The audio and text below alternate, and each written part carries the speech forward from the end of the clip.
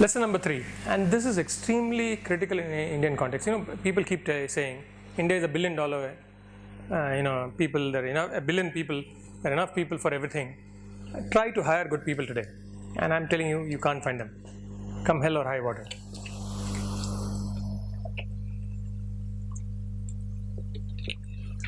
How many of you have spent time hiring people? Most of you have at some point or another. What is the single biggest challenge that you find? Quality. Judge the person in such a short span of time. Right. A resume and interview sometimes is diagonally opposite to his performance. Absolutely.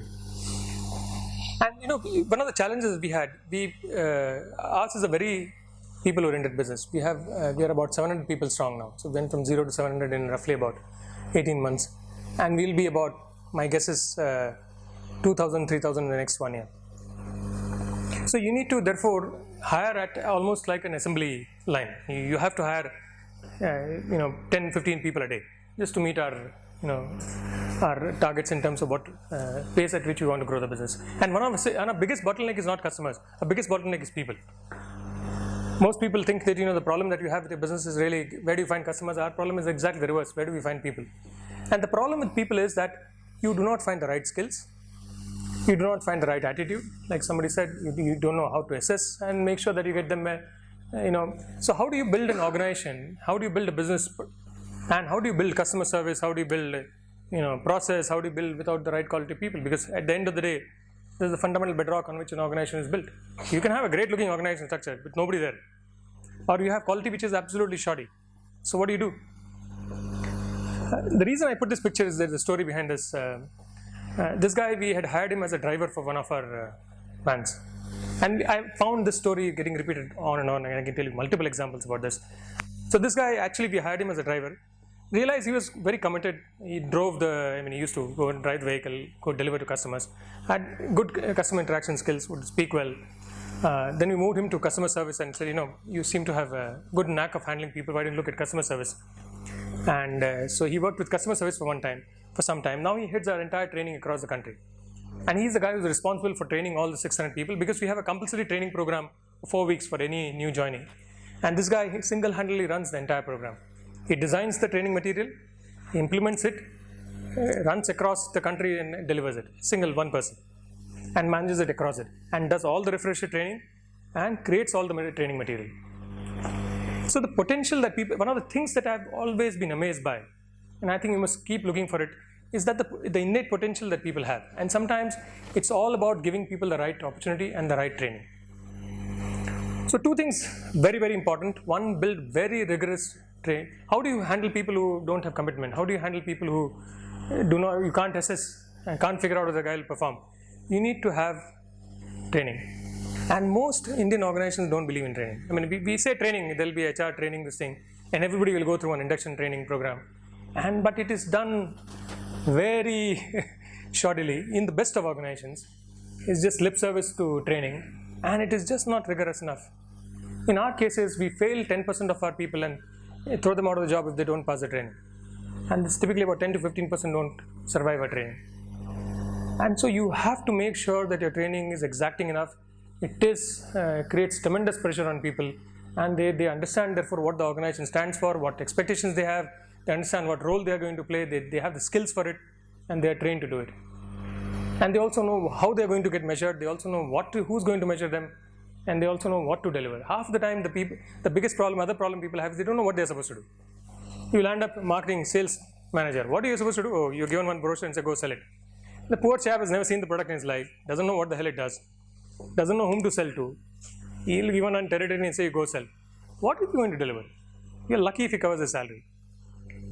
So the problem with creating organizations is that when you want to create a large organization, one of the fundamental aspects of building for scale is building for people training, for building for hiring people, building very strong processes for hiring people, building very strong process. One of the first things when we started hiring and we needed large numbers of people, we went to the usual, all the recruiters and everybody. They just couldn't hire. They just couldn't find the right quality. They couldn't find enough people. We finally gave up. Our entire hiring is done by ourselves now. We don't use any external, consultant or recruiter or We don't use any online sites, nothing. We just do it ourselves because we learned how to hire now. So one of the things that we had to learn was how to hire for our business. Where do we find the right quality? How do we motivate them? How do we make sure that these guys deliver? And that is extremely important. Getting people to deliver. If you can extract maximum performance from your people, you are halfway there. That solves your biggest problem in any business. Because business issues you can always handle as they go. Customers will come, customers will go. But if you can manage your people well, if you can get them to scale, a business will scale. Using that maybe from 700 to roughly 1,000, 2,000 people in a year, in such a short span, like we have a very significant HR department. How do you have? We have exactly 2 people in HR department. So those two. So the problem is with most organizations, that's the other problem. Is HR cannot do recruitment. I mean, they can help you with recruitment. They can set the people standards. We realize we have to recruit if we want good quality people. All the founders are involved in it. All our managerial staff recruit. Everybody recruits, including me. I still do 3 to 4 interviews a week, minimum. And we've made that compulsory for everybody. It's just like we made it compulsory for every founder or every one of our management people to call 10 customers every week. You don't have a choice. That's part of your goal. And it's not as simple as, sorry? For feedback. For feedback. Or to just chat with them. No, it's important. That's the only way you see. One of the things about human beings is that and I've learned this from investment. Most people, if you all of us know, the worst investment is actually leaving money in your bank. But most of us are guilty of leaving it there. But assume tomorrow you have a PF. The PF gets deducted automatically. You're very happy. Okay, that is getting invested. Somebody does a SIP for you. You're very happy. Okay, that is getting cut. You're not worried. You will actually happily invest that. But ask you to do this yourself on a monthly basis, this thing, there is no way you'll do it. 90% of people won't do it. We don't do things which are good for ourselves. And that is a trait of human nature. You have to force yourself sometimes to do things which are good for yourself. It's like eating healthy. All of us know eating healthy is great for us, right? How many of us do it all the time? Very rarely.